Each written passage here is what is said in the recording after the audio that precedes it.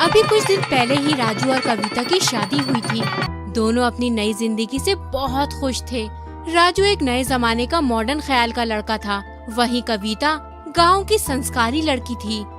फिर एक दिन, अरे राजू बेटा, अभी अभी तुम दोनों की शादी हुई है, तू बहू को हनीमून पर कहीं ले जा।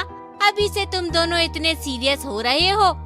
अरे यही तो उम्र है तुम्हारे घूमने फिरने की, और वहाँ से आकर फिर हमें पोता पोती की खुशखबरी सुना देना। लता की बातें सुनकर कविता शर्मा जाती है। ठीक है माँ, हम कल ही गोवा हनीमून पर जा रहे हैं।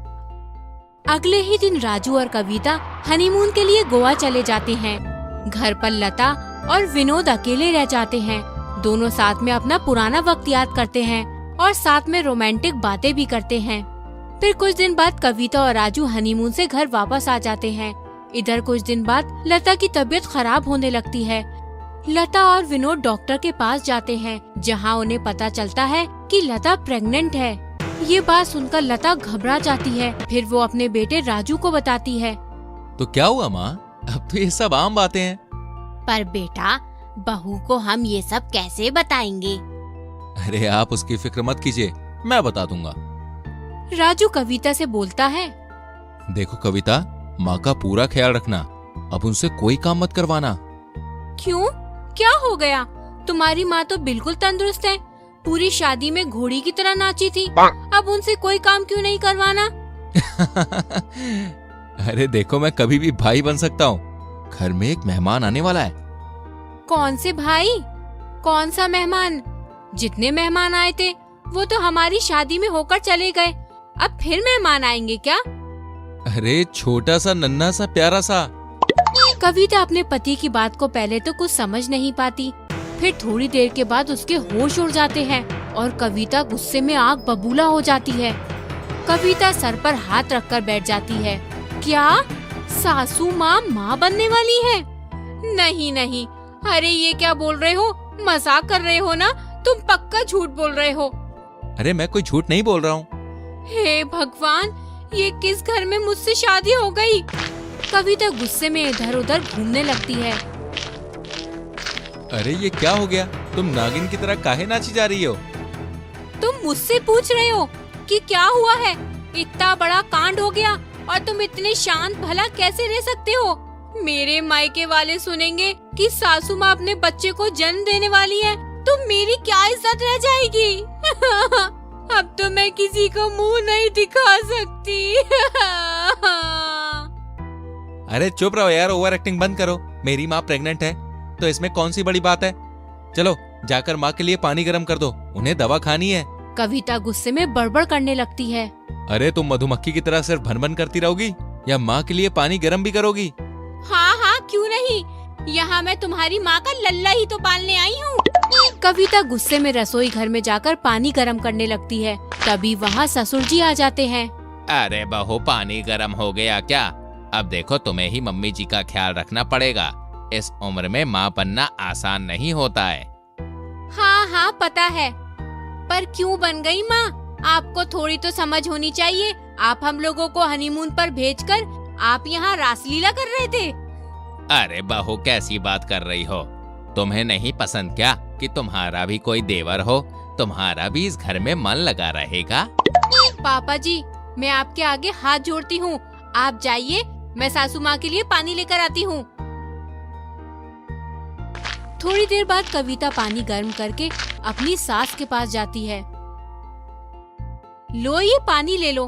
बताइए, जिस उम्र में अपने पोते पोती को खिलाने का सपना देखना चाहिए, वहाँ अपने ही बच्चे का सपना देख रही हैं। हाय रे मेरी फूटी किस्मत। लता की गर्भवती होने की बात आग की तरह फैल जाती है और सभी उसका मजाक बनाने लगते हैं।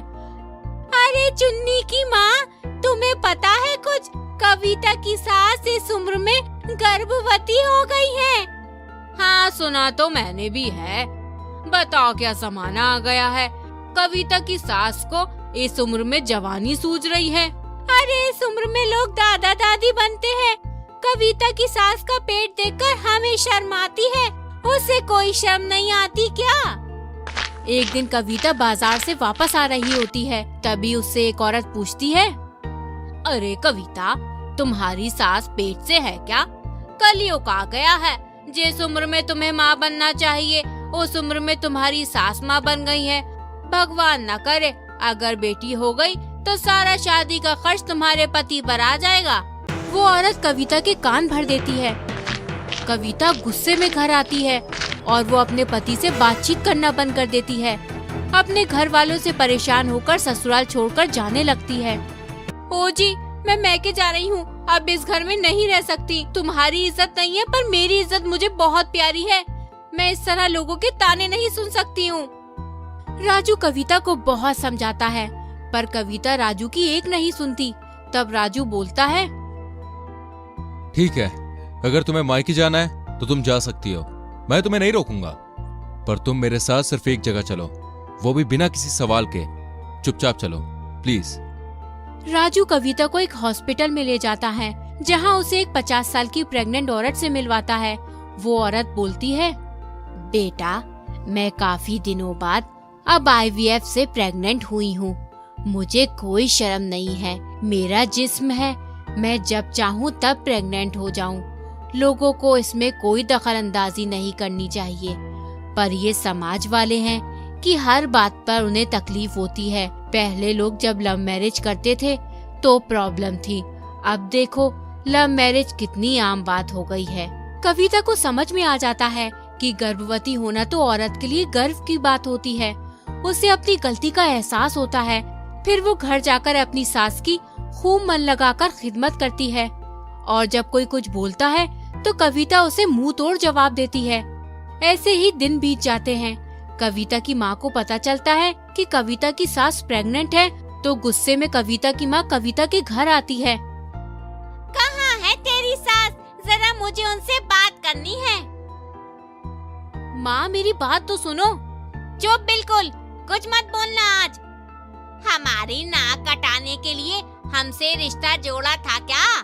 तभी वहाँ कविता की सास आती है और बोलती है, कैसी है समधन जी, कैसे आना हुआ आपका? हाँ, मैं तो ठीक हूँ। आपने तो हमें कहीं मुंह दिखाने के काबिल नहीं छोड़ा। जिस उम्र में पोते पोती को खिलाने का शौक होना चाहिए उस उम्र में खुद का बच्चा खिलाने का शौक कहाँ से आ गया? कविता की माँ लता को बहुत बुरा भला सुनाती है और बोलती है, चल बेटी, इस घर से चल। हमें इस घर से अब कोई रिश्ता नहीं रखना। नहीं माँ, अब यही मेरा घर है। अगर मेरी सास प्रेग्नेंट है तो क्या हो गया? किस किताब में लिखा है कि औरत इस उम्र में प्रेग्नेंट नहीं हो सकती? कविता अपनी माँ को समझाती है। उसकी माँ को समझ आ जाता है और उसकी माँ को अपनी गलती का पछतावा होता है। इसी तरह कुछ दिन बीत जाते हैं। फिर एक दिन लता प्यारी सी बच्ची को जन्म देती है।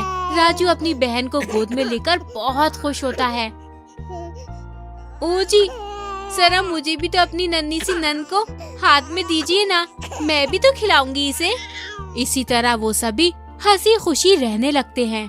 अच्छी लगी कहानी तो हमारी वीडियो को लाइक करें और शेयर करें और आने वाली वीडियो को देखने के लिए हमारे चैनल को सब्सक्राइब करें।